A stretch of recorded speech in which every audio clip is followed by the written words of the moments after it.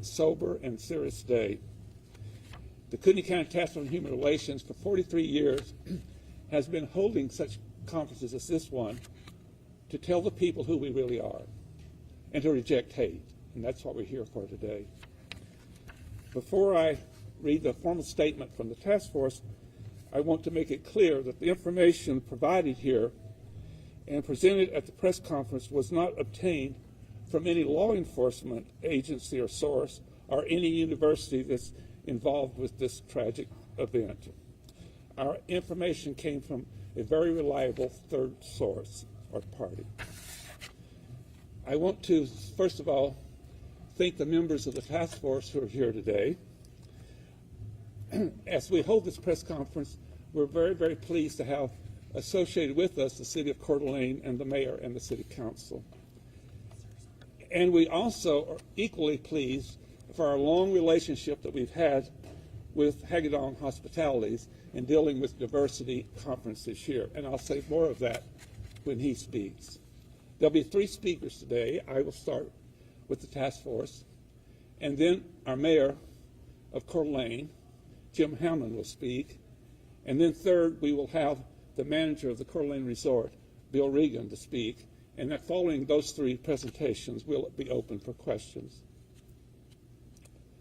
On behalf of the Coeur County Task Force on Human Relations, we have prepared the following formal statement. Last week, 2 women's basketball teams participating in the regional NCAA women's tournament in Spokane were staying at the Coeur d'Alene Resort in our beautiful city. On Thursday, March the 21st, 2 teams were walking to dinner at a local restaurant here in Coeur d'Alene when they were encountered by a truck displaying a Confederate flag as the driver began spewing appalling racial slurs at them, also using the N-word. As the players left the restaurant after dinner, the same perpetrator, now reinforced by others, began again these racist rants toward these innocent victims, following the women back to the Coeur d'Alene Resort, continuing the racial slurs while revving their engines, which we believe was a serious threat to the safety of those students. The players were so traumatized by this encounter that they had, and they got back to the hotel. They told the coaches and staff. And on Friday, some of them left for Spokane. The others left on Saturday when hotel rooms are available in that city. I want to make it very clear and very loud that we condemn in the strongest terms those horrendous acts of hatred, and if the perpetrators can be found, we call upon them to be prosecuted. There is no place in our communities or in the United States of America for such horrific acts. These acts of hate are in counter to everything that we believe in and the values of Idahoans and the dignity for all persons. Although we have made progress in race relations in our country over the last few decades, particularly with federal laws and state laws, prejudice and hatred is still with us. Racism, as well as many other forms of bigotry, are still very much alive in the United States and around the world. This yet is another example to those individuals who claim incorrectly that racism is no longer a problem. They are wrong. We are witnessing a troubling growth of a very toxic environment in our country and locally by individuals and organized extremist groups to advance many forms of hatred by labeling others in our society as traitors, communists, vehemens, that suggests that some individuals in our society are not even human. These words and actions are creating a serious divide among people. We must speak out against this destructive trend at all times. Although free expression under the U.S. Constitution protects an individual displaying a Confederate flag on his or her vehicle, even though that is protected, the Confederate symbol sends a message to the minorities in our country that they are not welcome, especially in our beautiful city. And it does not permit the perpetrators to engage in verbal threats toward any person or group. The line has been crossed. There is clear evidence that such a toxic environment often leads to violence, as we witnessed during the Aryan Nations period in northern Idaho. When individuals engage in such behavior and language and racist words, they cannot excuse themselves if and when other individuals influenced by those words engage in violence. After the bombings in Coeur d'Alene in the 1980s by associates of the Aryan Nations, we were reminded what Governor John Evans said when he spoke at North Idaho College with these eloquent words: "To be tolerant of intolerance is to become a part of it," end of quote. Our task force for over 43 years has used our energies and resources to counter bigotry and prejudice in our area while promoting civil and human rights, diversity, inclusion, and social justice, the cornerstone of a democracy. Finally, we send our support to those wonderful women basketball players, their staff, and their universities, and let them know that they are special people, and we wish them the very best in life. With that, I want to introduce our next presenter, and I want to thank the city of Coeur d'Alene that we've worked with for many, many years. I see that former Mayor Steve Whitmire is here, and our mayor. They've always been very supportive of what we do, and they are 100% behind what we're trying to do here today. With that, ladies and gentlemen, I introduce the mayor of Coeur d'Alene, Jim Hammond.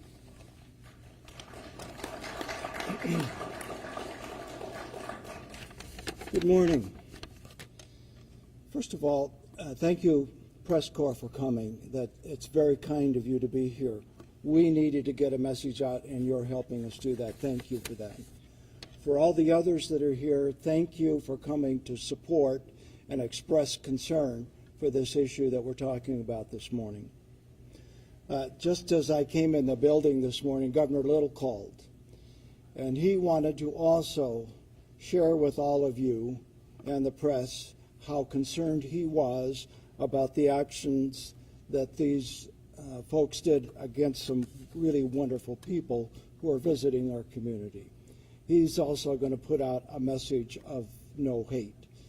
And so I very much appreciate that. It's the same reason that you're all here. You want to share that message. So I do have a prepared statement I'd like to go through. On behalf of the city of Coeur d'Alene and all of its community, and community is bigger than a city, I strongly condemn the appalling treatment of the female college athletes who were visiting Coeur d'Alene prior to the beginning of the basketball tournament in Spokane. To the Utah and Irvine universities, we express regret and true sorrow that your student athletes were treated with such disdainful treatment while visiting our city. Coeur d'Alene, as Tony mentioned, has a long history of fighting for and upholding human rights, civil rights, and dignity for all. We continue to be committed to those ideals, and we're intolerant of any form of harassment in our community. To the young women who endured racial slurs while visiting, I offer my most sincere apology. We, all of us, stand with you, we embrace you, we celebrate your accomplishments, and strongly denounce any malicious treatment toward you. In Coeur d'Alene, we are pledged to continue to work toward positive change. We believe that all should be treated with kindness, dignity, and respect. All. We wish those women much more joy and much more success as they finish their studies, and an even greater success beyond graduation. I want to share with you my frustration when I first learned of this incident Saturday. I'm a father and a grandfather, and over the years, when my children hurt or my grandchildren hurt, you can put a Band-Aid on a cut, or you just hold them. And my biggest challenge was that I couldn't take those beautiful young ladies and hold them and embrace them and make that hurt go away. It should never happen. It's totally unacceptable. And I just want to tell those girls how much we love them, that we want to support them, and that that kind of behavior is totally unacceptable in our community. So God bless you all for coming, and I certainly wish those girls the best. And again, to all the press, thank you very much for coming here and helping us share that message. I appreciate it.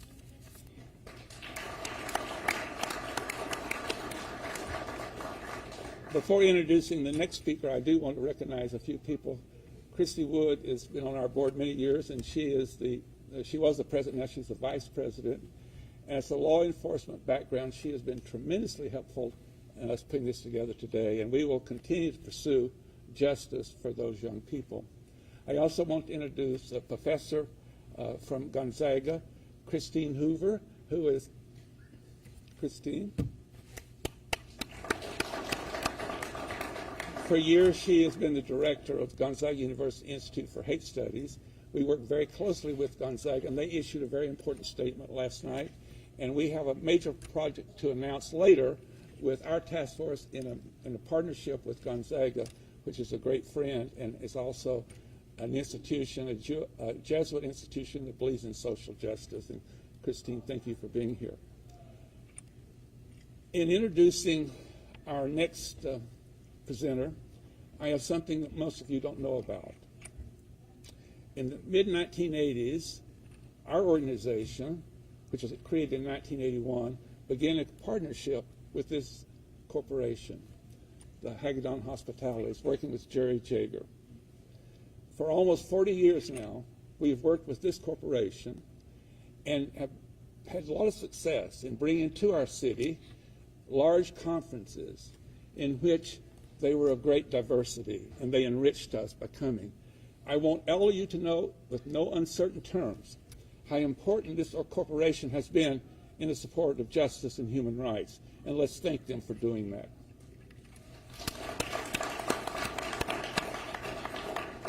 One example was in the 1980s when Father Bill Wasmuth was our president.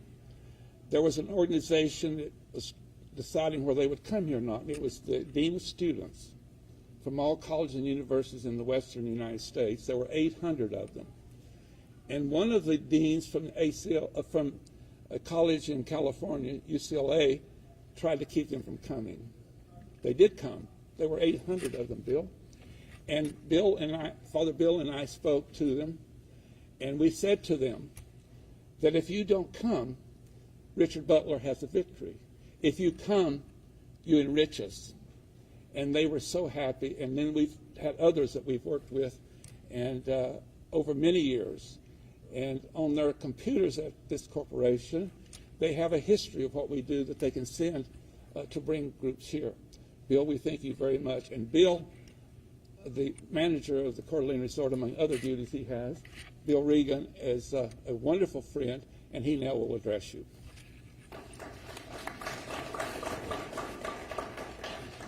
Thank you, Tony. Thank you, Mayor, for the kind words. Thank you again, everybody, for being here. On behalf of the downtown business community, let me apologize for this terrible situation and incident. I want to apologize to the student athletes, to their staff, and to the host university, Gonzaga. These students had a right to walk downtown free of harassment. Don't let the actions of a few indict all of Coeur d'Alene. We stand united in not tolerating this type of behavior. On the side of every fire truck in the city of Coeur d'Alene are the words City of Excellence. We have an excellent task force tasked with educating the community on inclusiveness. We have an excellent mayor, city council, and staff who are willing to stand up against this type of behavior. We have an excellent police chief and department who have been investing time and resources to identify the responsible parties. Coeur d'Alene became an all-American city 30 years ago because of our stand against this. We remain united today. Thank you.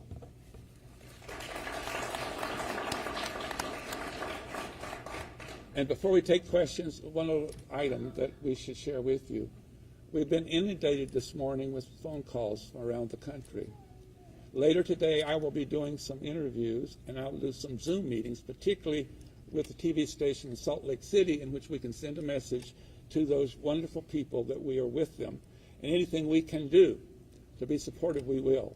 And I want once again emphasize that these few radicals that are in our community who spew hate, you might spew the hate, but if you result in victims, we will try to prosecute you to the full extent of the law if we can find who you are.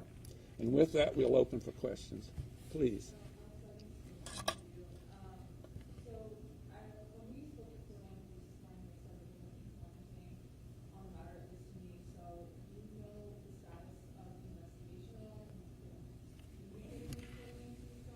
Where is Chief White? Chief White, would you come? Thank you.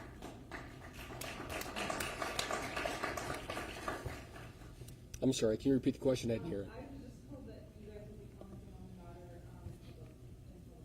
I wasn't sure, what the status of the investigation is, if you guys have surveillance video, what you're looking into as far as the further the investigation. I think I can comment on a piece of that. For those of you who don't know me, my name is Lee White, W-H-I-T-E. I'm the police chief for the city of Coeur d'Alene. Our police department was contacted at approximately 10 p.m. on the 21st about an incident that had occurred approximately 4 hours earlier. It is reported that a vehicle drove by and several racial slurs were yelled by the occupants of the vehicles. At the time of the report, we were unable to speak to any of the potential victims of the incident, nor were we able to locate individuals who yelled the racial slurs. The Coeur d'Alene Police Department has an open case in this matter, and detectives are attempting to speak with any victims of this incident, but so far we don't know exactly who that may be. It was initially reported that there was approximately 100 people who were in the vicinity of the incident when it occurred. We are working cooperatively with our partners at the FBI because there are federal statutes that may be appropriately charged based on what actually occurred. Once again, until we speak with the victims of this incident, excuse me, and some more witnesses, it's difficult for us to determine which state or federal statutes would be most applicable. I would like to say also that if you're a victim or a direct witness of this incident, you're encouraged to call the Coeur d'Alene Police Department. I'll give you that number real quick. That number is 208-769-2320. Our detectives are actively seeking video of the incident from various sources along the route that the individuals might have taken. And does that answer all your questions? Okay, thank you.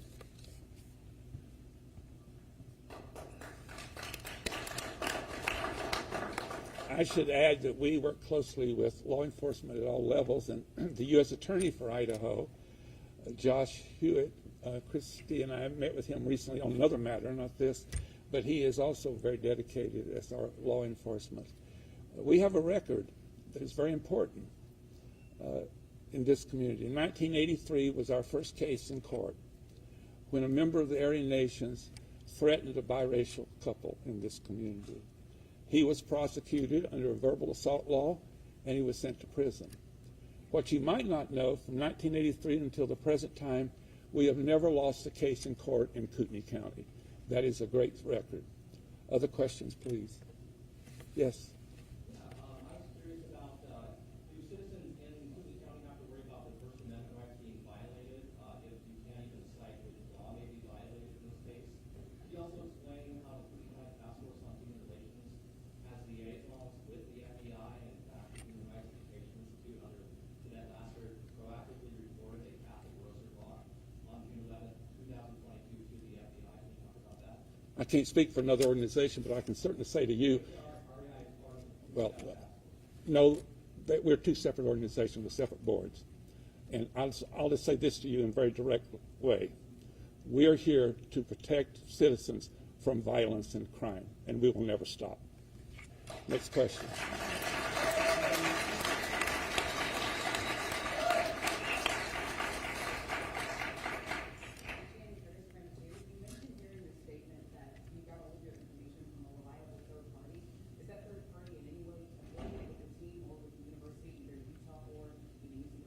No, they're not. That's a good question, but they had really good information, so we're based on that. And it's obvious what's happening with Gonzaga State and others. The incident did take place. Thank you. That's a good question.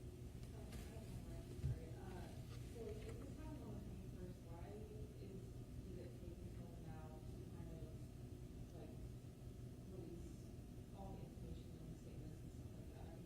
I mean, why didn't all this happen sooner? Another great question. What we have learned a long time ago as an organization, you get all the facts you can. And we have had all these days to work on this, and it was very difficult.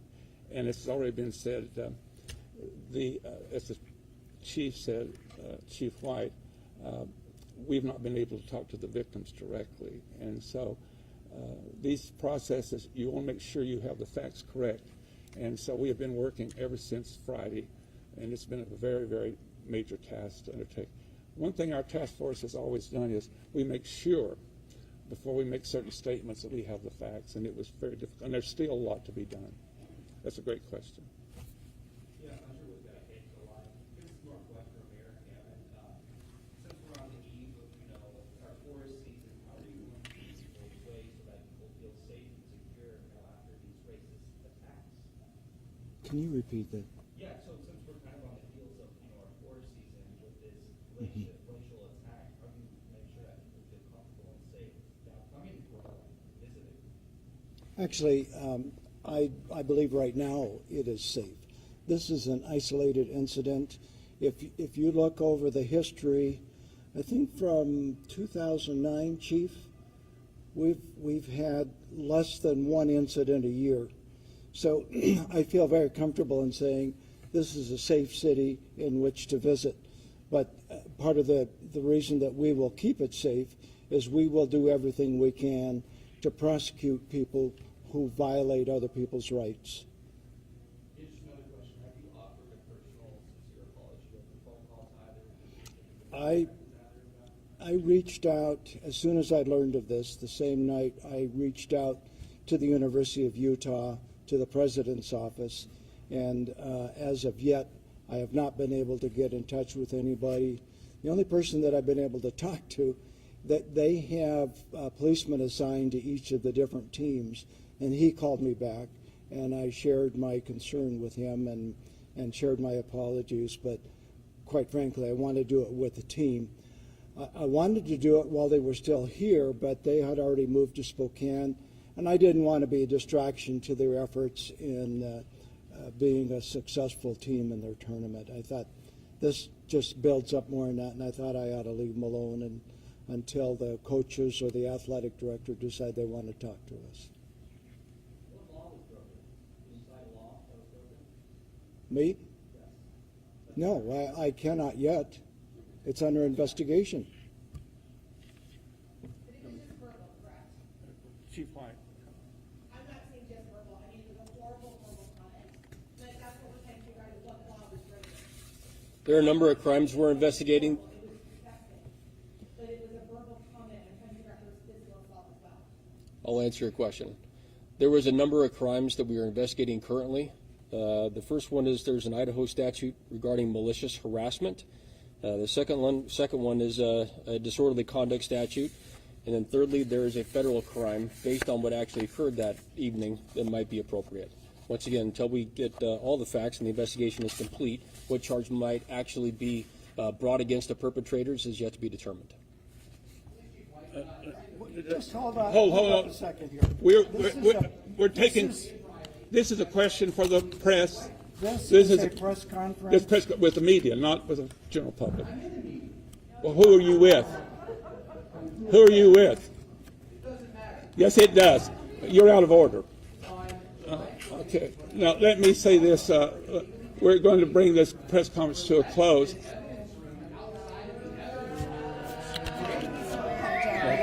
conference. Thank you. We'll just say thank you very much. Let me just say this. There is another law called the verbal assault law. This press conference is ended. Thank you. Thank you very much for coming. Thanks, you media. Thank you all for coming. If any of you have individual questions, you can come up and talk to us.